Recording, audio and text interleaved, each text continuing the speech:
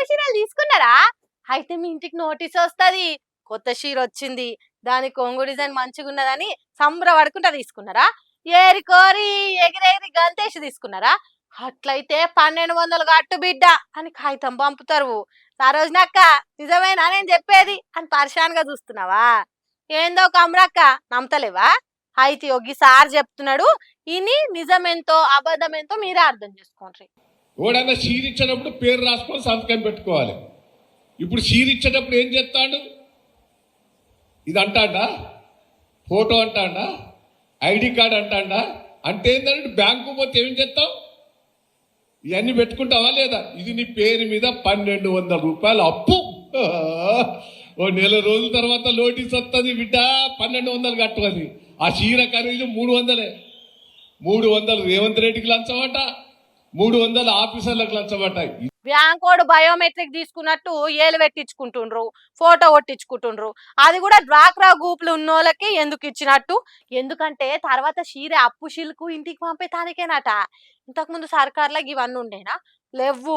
రేవంత్ రెడ్డి వచ్చినాకనే చీరలు ఇచ్చి పైసలు వసూలు చేసే ఉపాయం చేస్తున్నాడు అన్నట్టు చెప్పిండు. అట్లనే తులం బంగారం పేరుతోని రేవంత్ రెడ్డి ఏ తిరగ మోసం చేసిండో కూడా చెప్పిండు.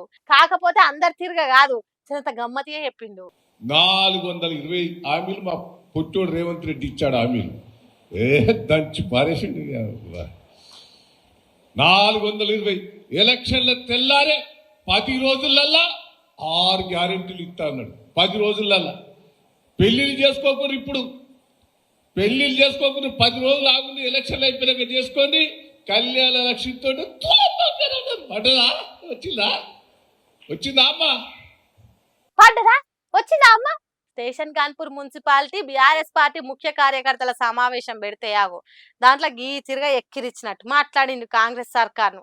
మరి ఇందిరమ్మ చీరలకు నోటీసులు లేవు, లొట్టపీస్ లేదని కాంగ్రెస్ పార్టీ వాళ్ళు చెప్తారో, బీఆర్ఎస్ పార్టీ వాళ్ళు చెప్పింది నిజమే అన్నట్టు ఊకుంటారో తెలియదు. కానీ ఇప్పుడు స్టేషన్ కాన్పూర్ పట్నం ఆడోళ్ళు చీరలు తీసుకోవాలన్నా వద్దా అని అయోమయంలో మునిగిండ్రట. కొంతమంది పెద్ద పెద్ద చదువులు చదువుతారు కానీ బుద్ధి మాత్రం అంతంత మాత్రమే అన్నట్టు చేస్తారు. ఇంకొంతమంది రూపాయి చేతులుంటే 10 రూపాయలు అప్పులు చేసి గొప్పలు చేస్తారు. కానీ ఈ ఐఏఎస్ ఐపీఎస్ జంట ఎచ్చులకు పోకుండా సాదా సీదాగా లగ్గం చేసుకున్నారు. హంగులు ఆర్భాటాలకు పోకుండా సింపుల్ గా పూలదండలు మార్చుకొని ఇద్దరు ఒకటాయిండ్రు.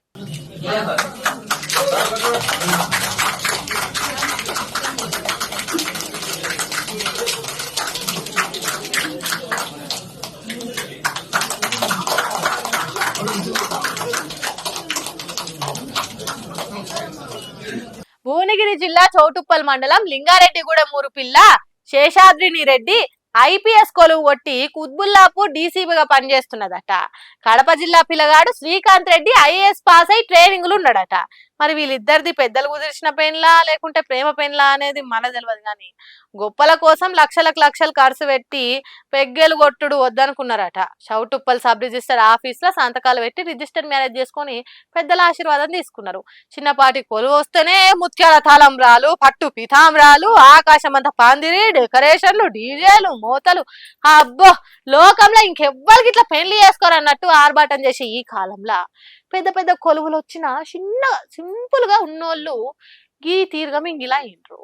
అక్కడికి వచ్చిన వాళ్ళు పెళ్లి పెద్దలు అయిండ్రు. వాళ్ళు కొట్టిన సప్పట్లే దేవుళ్ళ దీవెనార్థలైనవి. ఈ పెళ్లిని చూసిన కొంతమంది ఇగో గిది చదువుకున్న చదువుకు విలువ తెచ్చుడు అంటే, ఇగో గిది ఉద్దర ఖర్చులు తగ్గించి సమాజం కోసం ఆలోచన చేసుడు అంటే. ఐఏఎస్ ఐపీఎస్ ఇంటర్వ్యూలల్లా ప్రశ్నలు అడిగితే గొప్ప గొప్ప ముచ్చట్లు చెప్పి తర్వాత గాలికి వదిలేసినట్టు కాదు, మేము ఏం చెప్పినామో అదే నిరూపిస్తామన్నట్టు చేసిండ్రు. అందుకే ఇప్పుడు వీళ్ళిద్దరికి సోషల్ మీడియా పబ్లిక్ కామెంట్లతోని పొట్టు పొట్టు దివ్యనార్తలు పెడుతున్నారు. చల్లగా కలకాలం ఇట్లనే ఉండాలని ఈమోజీలతోని ఆక్షింతలేస్తున్నారు.